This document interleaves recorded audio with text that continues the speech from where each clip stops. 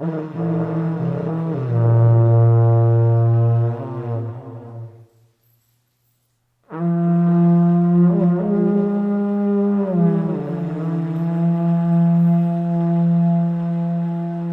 when you're young and you just have this idea of art and you don't know what art is, you just have ideas of like the old master paintings and marble sculptures and this and that. And you know, when you realize that all these other art forms exist, it's a little bit of a mind expanding type of effect that happens. And a lot of people tend to think that they have no artistic talent because they can't draw something realistically, and I don't think that has much to do with being artistic at all.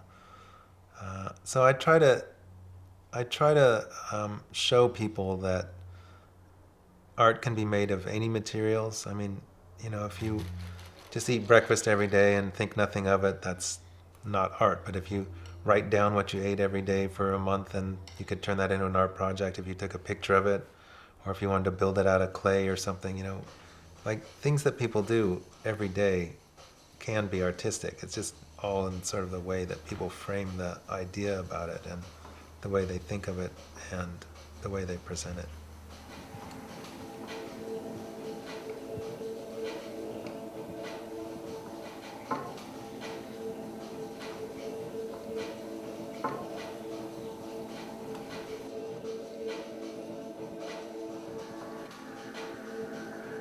Some of the work that I make is rather simplistic in its form and in the materials I use, and I do that consciously to allow the viewer sort of an entry point into understanding the work and to see how it's made, and that they could imagine themselves maybe making something like that or similar or using the same materials.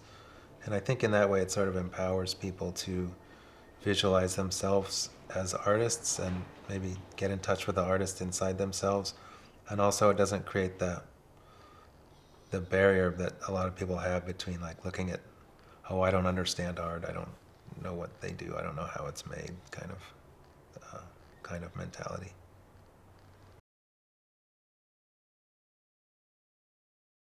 You know, when other kids wanted to be like a cowboy or astronaut or whatever, I wanted to be a garbage man for a while. And then as I was getting encouraged for my drawing abilities, wanted to be a cartoonist, and at some point I think I've kind of combined those two.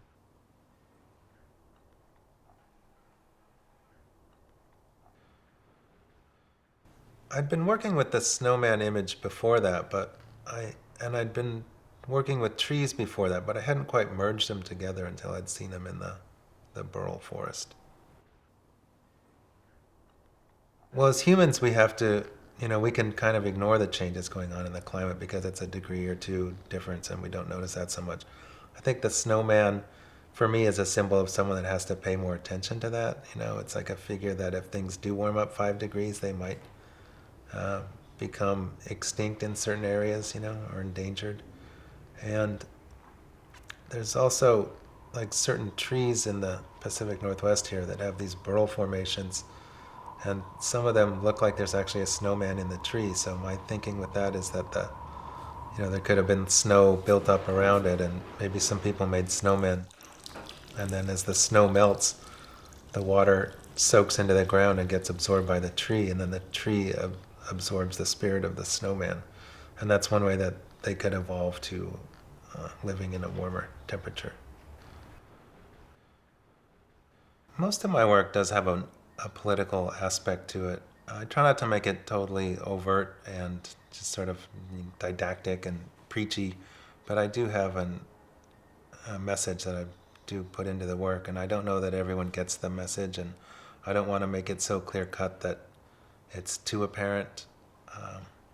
I operate under the premise that everyone loves a mystery, so if you give them a couple clues, they might think about it, but if you present them the answer, then they're just like, oh, okay, and move on. You know, people don't wonder what 2 plus 2 equals anymore. You know, they got that one figured out, but 2 plus X, you know, people are going to go, what's that X? Like,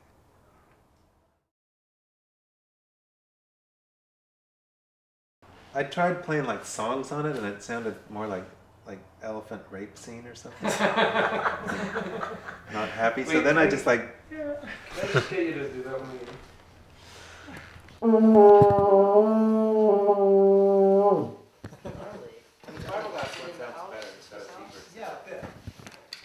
Bruce Conkle,